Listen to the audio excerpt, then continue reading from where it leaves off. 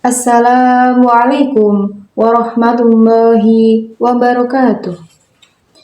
Innal hamdalillah nahmaduhu wa nasta'inuhu wa nastaghfiruh wa na'udzu billahi min syururi anfusina wa min sayyiati a'malina may yahdihillahu fala mudhillalah wa may yudlil fala hadiyalah. Wassalatu wassalamu ala ibni Abdillah Muhammad sallallahu alaihi wasallam wa man nabiyya ba'dah. Al-Mukarram kepada Bapak Najib Syafullah selaku dosen mata kuliah manajemen dakwah. Kepada teman-teman dan juga viewers yang semoga dalam lindungan Allah Subhanahu wa taala. Awalan, hayya bina nashkurullah ta'ala alladzi qad a'tana ala jami' nikmati wal hidayah biqaulina alhamdulillahi rabbil alamin. Sanian, sholatan wa salaman daimaini mutalazimaini ala habibina Muhammad sallallahu alaihi wasallam wa ala alihi wa sahbihi ajma'in amma ba'du. Melihat perkembangan digital yang semakin marak dari teknologi yang semakin canggih seperti sekarang ini, bahkan mungkin tahun-tahun selanjutnya, kita bisa melihat bagaimana cara berkomunikasi manusia dari zaman dahulu hingga sekarang. Dari zaman kita menggunakan SMS, bahkan mungkin masih surat menyurat, lalu hingga sekarang kita mampu menggunakan HP, video call, lalu melihat orang-orang di luar atau di jauh kilometer sana. Itu membuktikan bahwa teknologi ini semakin berkembang pesat dan manusia juga harus dalam masa perkembangan.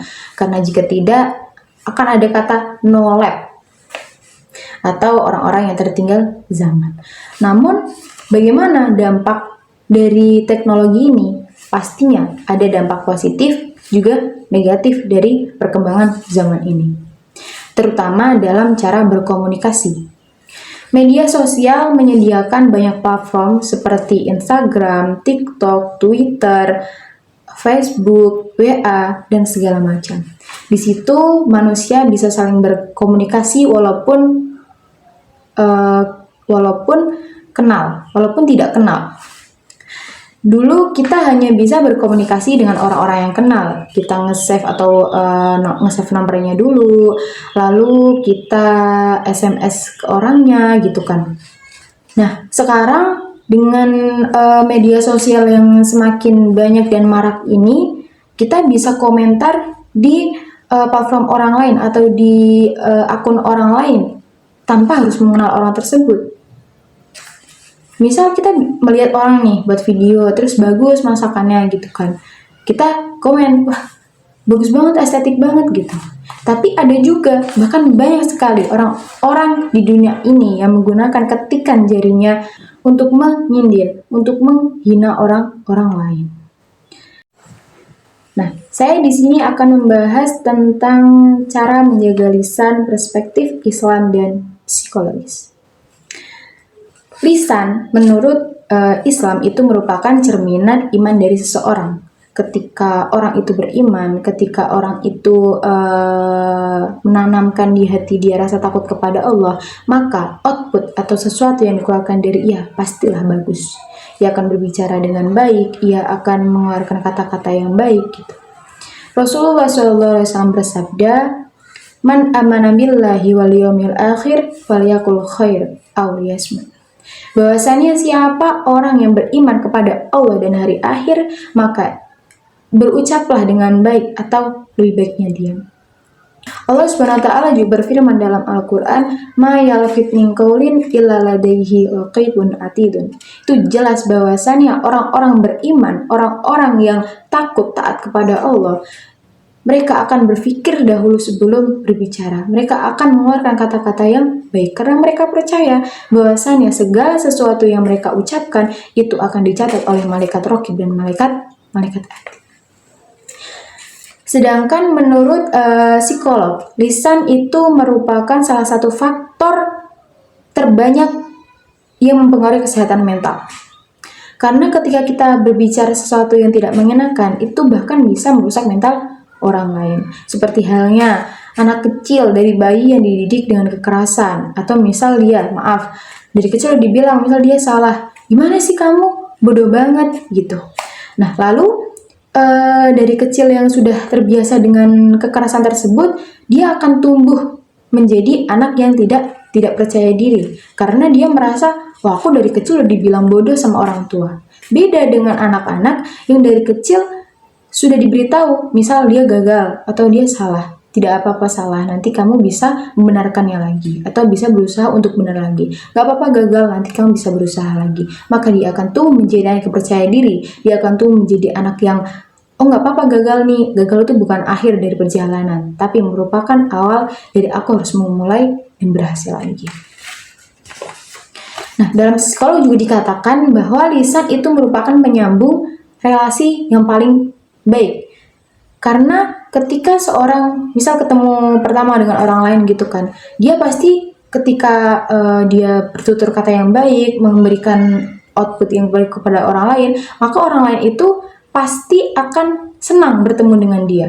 Beda lagi kalau misal udah pertama ketemu udah cuek atau jutek gitu mukanya, terus dia udah nyinyir atau menghina, ih gendut banget, ih jelek banget gitu misal, maka tidak ada orang yang mau bertemu dengan atau bersahabat dengan orang yang seperti itu. Rasulullah Shallallahu Alaihi Wasallam bersabda, banyak sekali umatku yang nanti diseret paksa menuju neraka. Umatku, kata Rasul, diseret paksa menuju neraka, mukanya di bawah, kakinya di atas. Yang diseret itu kakinya, lalu mukanya yang menjadi alas bagi tubuhnya. Bayangkan betapa menyakitkan dan mengerikan pemandangan ini. Dan mereka seluruhnya dimasukkan ke neraka karena lidah dan bibirnya. Orang kalau Islamnya baik, sebelum dia ngomong, dia mikir dulu, kata-kata saya ini kira-kira baik nggak? Kata-kata saya ini kira-kira menolong agama Allah tidak? Baik atau tidak? Ini bisa melukai hati, ini bisa mengurangi pahala saya, bisa jadi ini baru buruk sangka saya, dan sebagainya. Lalu dia tahan. Ini diantara tanda baiknya keislaman seseorang. Video pendek ini menyampaikan pesan yang sangat kuat tentang pentingnya menjaga lisan. Meski tanpa banyak kata, visualnya menyentuh, menggambarkan betapa mulut manusia itu bisa menjadi sumber kebaikan, tapi juga bisa melukai jika tidak dikendalikan. Dalam kehidupan sehari-hari, seringkali kita berbicara tanpa berpikir panjang, lupa bahwa kata-kata bisa membekas lebih dalam daripada luka fisik. Refleksi ini juga mengingatkan bahwa menjaga lisan bukan hanya soal etika sosial, tapi juga perintah agama. Bahwa dikatakan dalam video, orang-orang nantinya jika tidak bisa menjaga lisannya, maka kelak di neraka akan diseret dan dimasukkan ke dalam neraka jahanam.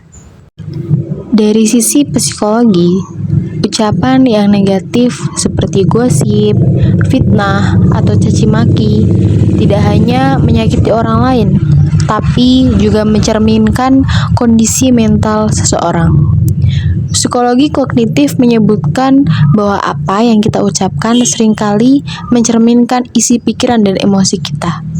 Ucapan buruk bisa memperkuat pola pikir negatif dan merusak hubungan sosial. Sebaliknya, ucapan yang positif, penuh empati, dan membangun akan meningkatkan kesehatan mental, memperkuat koneksi sosial, dan membentuk citra diri yang sehat. Seperti juga dalam Islam dikatakan bahwasannya ucapan seseorang itu merupakan cerminan iman dari seseorang. Seorang yang beriman pasti akan menjaga lisannya dan mengeluarkan kata-kata yang. Nah, untuk kesimpulan dari refleksi di video ini, bahwasannya menjaga lisan ialah bentuk pengendalian diri dan wujud dari keimanan. Dalam dunia serba cepat dan penuh opini, diam terkadang lebih baik daripada sekedar bicara. Lisan yang terjaga mencerminkan hati yang bersih dan pikiran yang sehat. Mari kita bersama-sama merawat lisan kita seperti kita menjaga hati dengan kejujuran, kelembutan, dan tanggung jawab.